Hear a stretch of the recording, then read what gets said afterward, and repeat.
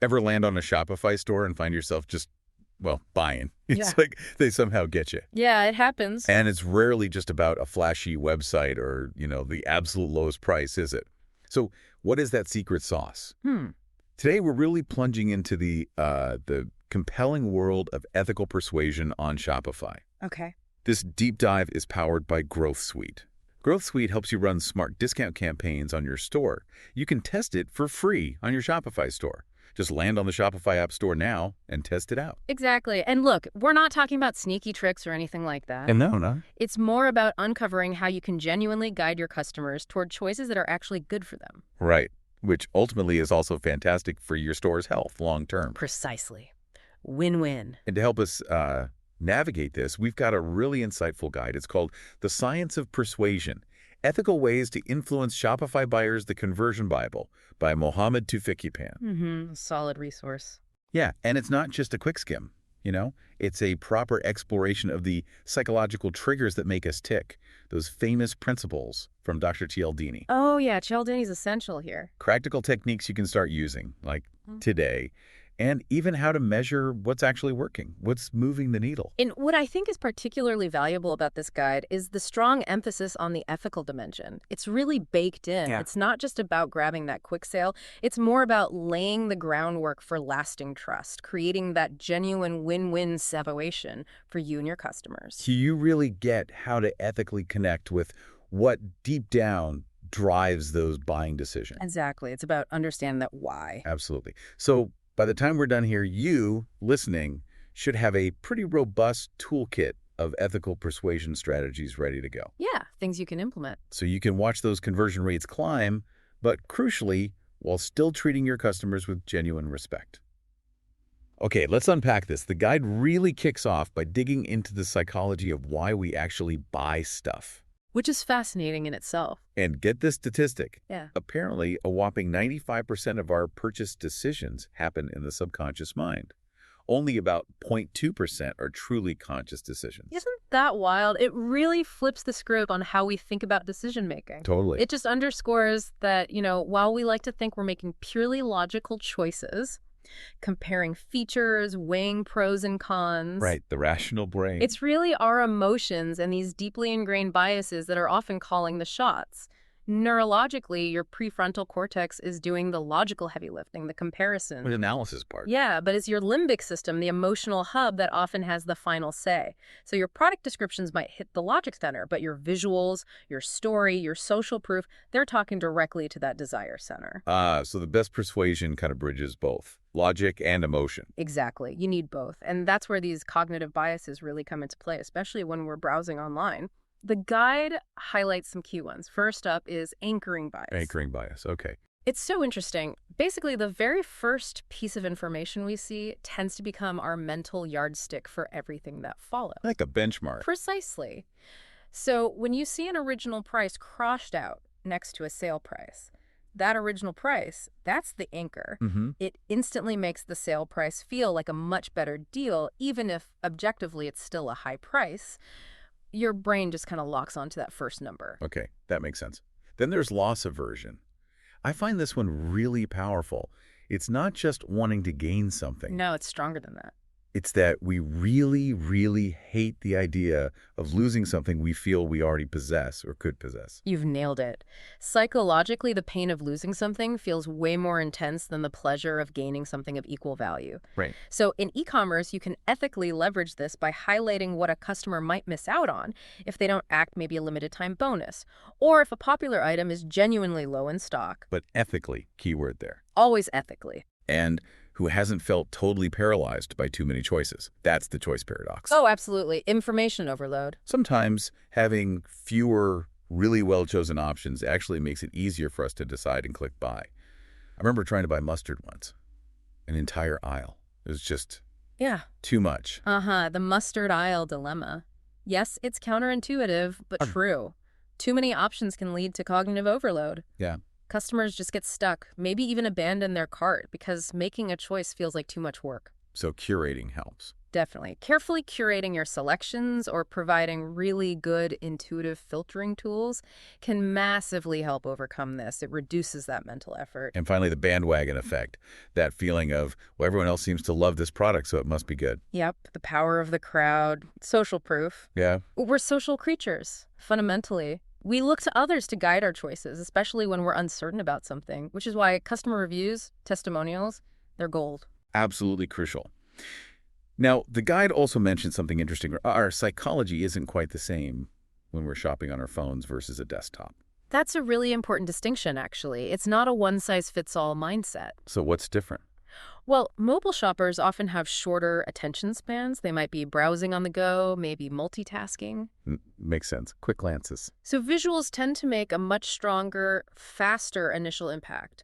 And they might be a bit more susceptible to urgency cues simply because of the context, trying to make a quick decision during a commute or on a coffee break. Okay, so we've peeked inside the customer's mind, seen some of these subconscious drivers. Now, how do we ethically connect with them? This seems like the perfect place for Dr. Cialdini's principles. Exactly. Dr. Robert Cialdini's work is foundational here. He identified these core psychological principles that consistently influence how we behave. The famous ones. The famous ones. And the crucial point, as this guide really hammers home, is applying them ethically, in a way that benefits the customer as well as your Shopify store. Okay, let's walk through them. First up, reciprocity. The old you scratch my back idea. I'll scratch yours. Exactly. It's that natural human inclination to return a favor or repay a kindness. So how does that work ethically on Shopify? It means offering genuine value up front. Think a really useful buying guide, a valuable downloadable checklist, maybe even free shipping on the first order. Something truly helpful, given without an immediate expectation of purchase. The value has to be real, though, not just a flimsy excuse to get an email. Absolutely. Authenticity is key. Next, commitment and consistency. Once we take a small step, we like to stay consistent, right? We feel an internal pressure to stick with our initial commitments. Ethically, you can leverage this by encouraging small, low-friction initial actions. Like what? Things like saving items to a wish list, subscribing for stock updates on an item they liked, maybe taking a fun little style quiz. Micro-commitments. Exactly. These small yeses can subtly pave the way for a bigger yes, the purchase later on, because it feels consistent with their earlier actions. Okay. Then social proof, which we touched on, showing that other people like and use your stuff. Yes, and the ethical application here is paramount.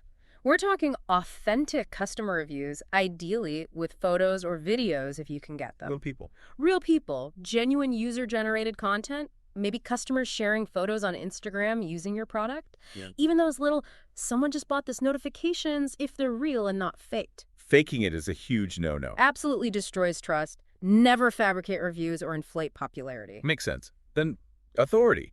We tend to trust experts. We do. We look for credible sources. Ethically, you build authority by demonstrating genuine expertise. Wow. Create valuable, informative blog posts or guides related to your niche. Highlight relevant certifications or awards. Mention any press features and reputable outlets. Partner with respected figures in your field. So it's about earned authority, not just claimed. Precisely. Based on real knowledge and value. And liking. Simple enough. We prefer to buy from people and brands we, well, like. It seems obvious, but it's powerful. You can foster liking ethically by being transparent. Share your brand story, your values. Show the human side. Exactly. Use a friendly conversational tone in your website copy, your emails. Show the people behind the brand. Create content that resonates with your audience's broader interests, not just your products. Build that connection. Okay. Scarcity. The classic limited time only or only 3 left. Scarcity. This one requires walking a fine ethical line. How so? You absolutely can highlight genuine limitations. If you truly only have 5 red sweaters left in medium, it's honest and helpful to say so. Real inventory counts. Real inventory. Same with time-bound offers. They need a real, clearly stated end date. What you cannot do is create fake scarcity just to pressure people. It backfires fast. Got it. Real limitations only. And the 7th principle, unity. Creating a sense of us. Unity is about fostering that feeling of shared identity, of belonging. People like us do things like this. How do you do that ethically as a brand? By building a genuine community, highlighting the values you share with your customers, maybe facilitating connections between customers. Think user forums, exclusive Facebook groups, shared charity initiatives. creating a tribe. Okay, these principles are clearly potent. But the guide keeps circling back to ethics, drawing a clear line between persuasion and manipulation. What's the fundamental difference? It really boils down to intent and method. Ethical persuasion aims to help customers make choices that genuinely benefit them. You provide clear info, fair incentives. Helping them decide well. Exactly. Manipulation, on the other hand, is purely self-serving. It uses deception, undue pressure, or exploits vulnerabilities just to get the sale, often at the customer's expense. Big difference in mindset. Huge. And the guide actually lays out 7 specific principles for ethical persuasion just for Shopify stores. Okay, let's hear them. What's number 1? Transparency above all else. Crystal clear costs, terms, policies. No hidden fees, no confusing return rules. Customers need to know exactly what they're agreeing to. Makes sense. What's next? Customer autonomy is sacred. Your job is to guide, inform present options, not to force or trick. The customer should always feel fully in control of their decision. Their choice respected. Number 3.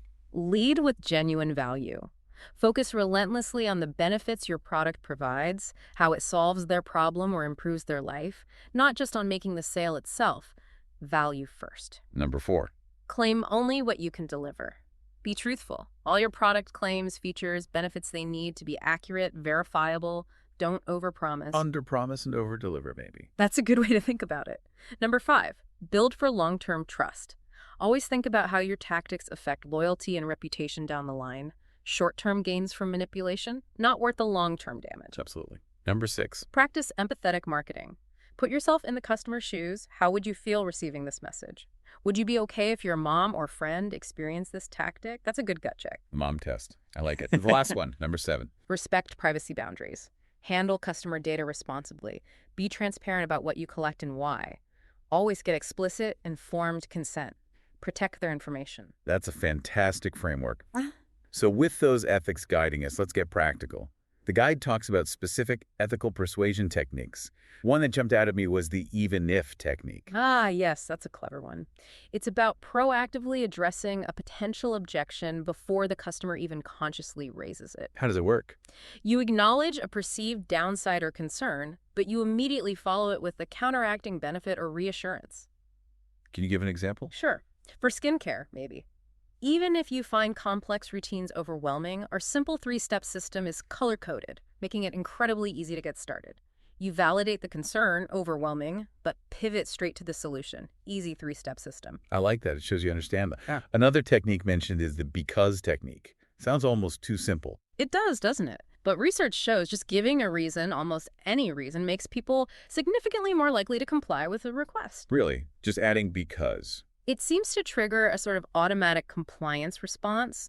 So instead of just order by midnight for next day delivery, try order by midnight because our team processes those shipments first thing in the morning. That because adds weight, even if the reason is fairly obvious. Fascinating. What about ethical personalization? That's a big one now. Huge. It's about tailoring the experience based on a past behavior or preferences, showing recently viewed items, recommending related products, things that are genuinely helpful. But not creepy. Exactly. The ethical line is crucial. Be transparent about how you're personalizing and always give customers an easy way to opt out if they prefer a generic experience. Control is key. And authentic storytelling. We all love a good story. Absolutely. Sharing your genuine brand origin story, the problem your product solves, or maybe customer success stories with their permission, of course, builds a powerful emotional connection. But it has to be real. Totally. Authenticity's everything. Fake stories get found out and destroy credibility. Okay. Progressive disclosure, revealing information in layers. Yeah, this tackles that information overload problem we talked about. Yeah. Instead of hitting customers with a wall of text, Right. you reveal details gradually. Yeah. Use expandable sections for text specs, hover effects for quick definitions, multi-step forms for complex choices. Makes it less daunting. Easier to digest. And we have to talk about using scarcity and urgency ethically again. Definitely needs care. Genuine scarcity, like showing actual low stock levels, only 2 left, is fine. Genuine urgency. A sale really ending on Friday is also fine. But no fake countdown timers. Please, no fake countdown timers that just reset. Or claiming limited stock when you have a warehouse full. It just breeds cynicism. Be honest. Honesty is the policy. Yeah. Lastly, social proof acceleration. It's about where you put the proof. Exactly. It's not just having reviews, it's putting them in the right places at the right moments. like placing specific product reviews right there on the product page, displaying trust badges prominently during checkout, using testimonials that directly address common customer hesitations. Strategic placement boosts confidence when it's needed most. Okay, great techniques. Now let's connect this to the actual Shopify store. Where do we put these things? Let's start with the product page that's make or break, right? Absolutely critical page. Above the fold, the first thing people see, you need that core benefit, a key trust signal like a guarantee or star rating, and a clear call to action. Bam, right away. And the description. Use that problem agitation solution framework, hook them with the problem they have, explore why it's frustrating, then present your product as the perfect solution, and sprinkle in verified reviews, maybe those real scarcity notices if they apply. Oh, and customers also bought great social proof and upsell potential. Makes sense. What about checkout? That infamous cart abandonment point. Yeah, gotta smooth out checkout. Use a progress bar, show them it's quick. Plaster those trust badges, security seals, payment logos. Definitely. Offer a shipping calculator early, so no surprises. Maybe a relevant small order bump offer. And crucially, have a good abandoned cart email sequence. Gentle reminders, maybe small incentive, not aggressive demands. Helpful, not pushy. Got it. Email marketing in general. How do we persuade ethically there? You're welcome, series. Focus on value first. Give them something useful, tips, a discount, exclusive content before you start selling hard. Build the relationship. Exactly. Abandon cart emails. Remind, don't pressure. Post-purchase emails. Reinforce the decision. Offer tips on using the product. Maybe ask for a review later. Re-engagement emails. Use reciprocity. Offer a surprise perk to win them back. Value, value, value. Even collection pages can be persuasive. How we group products. Subtly, yes. Default sort by best-selling or highest-rated instant social proof. Good filtering options reduce choice overload. Use benefit-focused descriptions for the whole collection. Use visual hierarchy to highlight key items or offers. And mobile. Can't forget mobile. Never. Simplified navigation is key. Big, thumb-friendly buttons for calls to action. Fast loading, especially for images and key info. Scannable copies, short sentences, bullet points. Think quick, easy interactions. All sounds super effective. But underlying all of this, as the guide stresses, is trust. Without it, none of these techniques will work long-term. How do we build those trust signals? Trust is the absolute foundation, non-negotiable. Start with the basics. Security badges, SSL certificates, payment processor logos like Visa, MasterCard, PayPal. Show them the transaction is safe. There's data suggesting trust seals can boost conversion significantly, maybe even over 40% in some cases. Wow, 42%. That's huge, just from showing a badge. It signals security and legitimacy. Don't underestimate it. Then transparent policies. Easy to find, easy to read. Exactly. Money-back guarantee, returns, shipping info, privacy policy, make them crystal clear, concise, and super easy to locate. No jargon, no hiding things in fine print. What else builds trust? Authentic social proof, again, encourage reviews, especially with photos. Video testimonials are amazing if you can get them. User-generated content is gold. Make customer support easy to reach. Live chat, email, phone, and maybe even show typical response times. Manage expectations. Precisely. Have a compelling About Us page.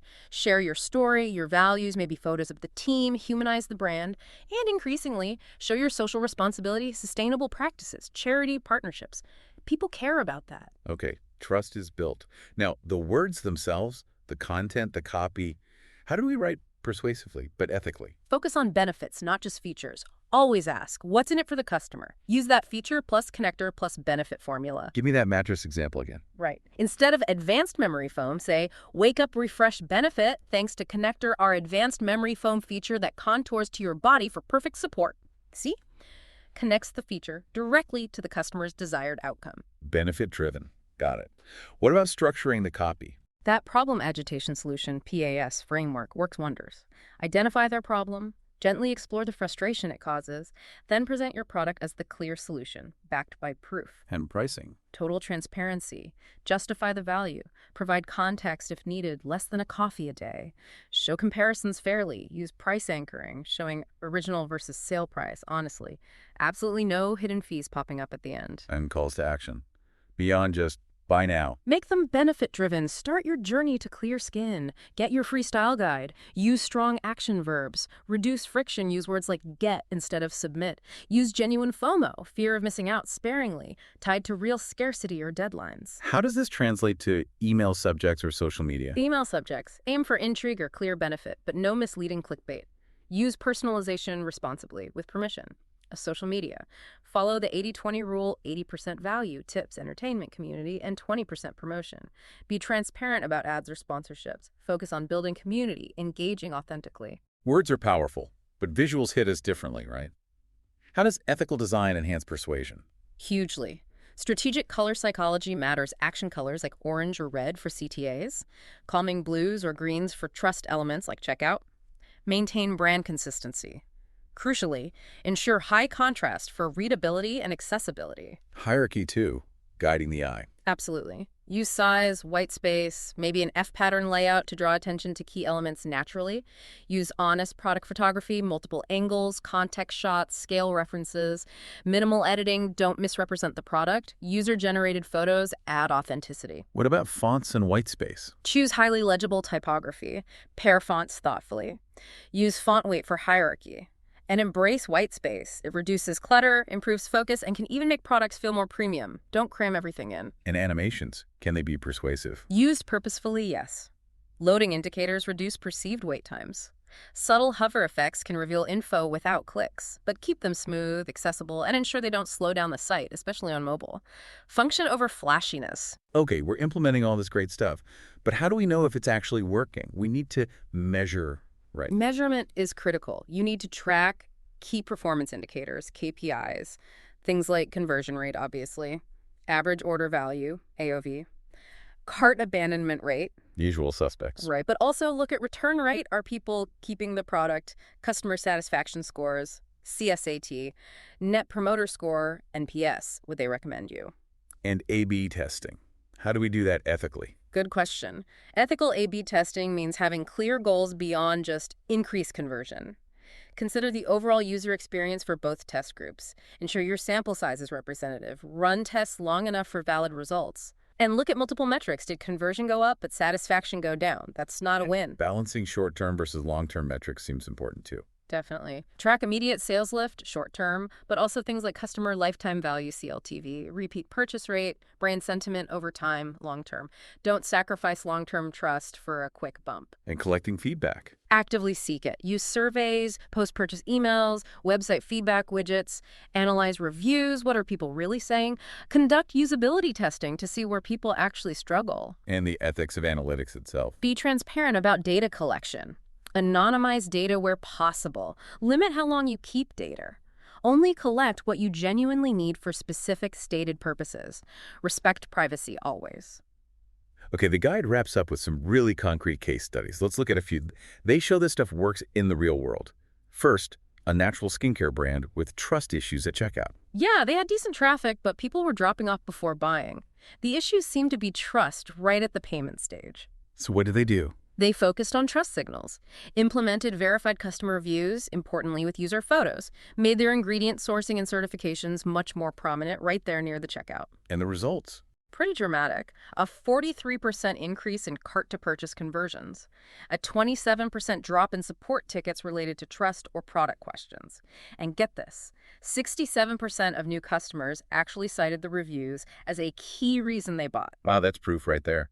What about the handcrafted jewelry store with real but uncommunicated scarcity? Right. They made unique pieces, genuinely limited stock, but weren't conveying that urgency effectively. So they used ethical scarcity. Exactly. They put in honest, real-time inventory counts on product pages, only one left, and added a wait list for sold-out items. No fake pressure. Did it work? Big time. Yep. 36% conversion rate increase, 28% higher average order value, and over 1,200 people signed up for wait lists, with a massive 78% of them buying when the item came back. Shows genuine scarcity communicated clearly is powerful. Okay, the educational toy retailer with poor email engagement. Their emails were probably too salesy too soon. People weren't opening or clicking. They shifted hard to a value-first approach. Started sending free downloadable activity guides, educational content related to child development, using their toys, providing real value upfront. And the numbers. Astounding. 215% jump in open rates, 178% increase in click-through rates. That led to a 63% increase in revenue directly from email, and their unsubscribe rate dropped by nearly half, 47%. Value first really pays off. Last one.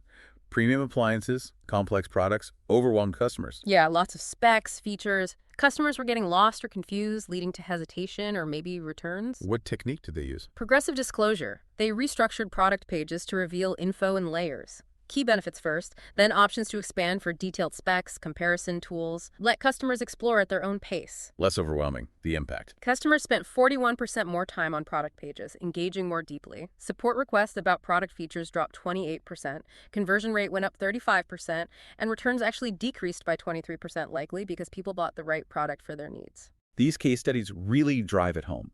Ethical persuasion isn't just nice to have, it delivers real, measurable business results. Absolutely. It proves that focusing on transparency, respecting customers, leading with value, it builds sustainable success. You build relationships, not just transactions. So for you listening right now, maybe take a moment. Think about your own Shopify store. Which one or two of these ethical strategies really resonate? What could you implement maybe even this week to add more value and build more trust? And maybe think beyond the next sale. Consider this. How can continuously prioritizing these ethical practices help you build not just more sales, but a genuinely loyal community around your brand? People who stick with you because they trust you and feel respected. That's the long game. Exactly. Well, this has been a really insightful deep dive into ethical persuasion on Shopify. It's a crucial topic. This deep dive was powered by Growth Suite. Remember, Growth Suite helps you run smart discount campaigns on your store. You can test it for free on your Shopify store. Just head over to the Shopify App Store now and give it a try. This has been Conversion Bible.